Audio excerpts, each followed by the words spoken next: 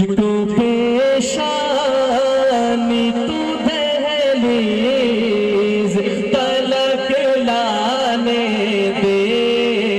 مجھ کو پیشانی تو دہلیز تلک لانے دے، مجھ کو پیشانی تو دہلیز تلک لانے دے، مجھ کو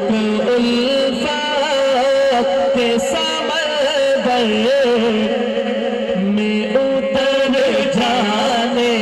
دے، مجھ کو الفت کے سمندر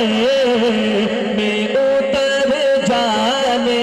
دے، مجھ کو الفت کے سمندر میں اتر جانے دے، آیا بازو بلند کر کے آخر تک کہنا ہے، مجھ کو الفت کے سمندر میں اتر جانے دے، مجھ کو الفت کے سمندر میں اتر جانے دے، مجھ کو معلوم ہے مولا میں خطا کار ہو پر، سبحان اللہ، مجھ کو معلوم میں ہے مولا میں خطا کار ہو پر، مجھ کو سجدوں میں تڑپنے کا مزہ پانے دے، مجھ کو سجدوں میں تڑپنے کا مزہ پانے دے، مجھ کو الفت کے سمندر اتر جانے دے۔ اے میرے اللہ تیرے بارگاہ میں دعا کرتا ہوں، جو تیرا ذکر پاک بلند آواز سے کر رہے ہیں، اس ذکر پاک کی برکت سے تمام سامعین کو حج بیت اللہ نصیب فرما، تو دایا بازو بلند کرے، مجھ کو الفت کے سمندر میں اتر جانے دے، مجھ کو الفت کے سمندر، میری چاہت ہے کہ کرسی سے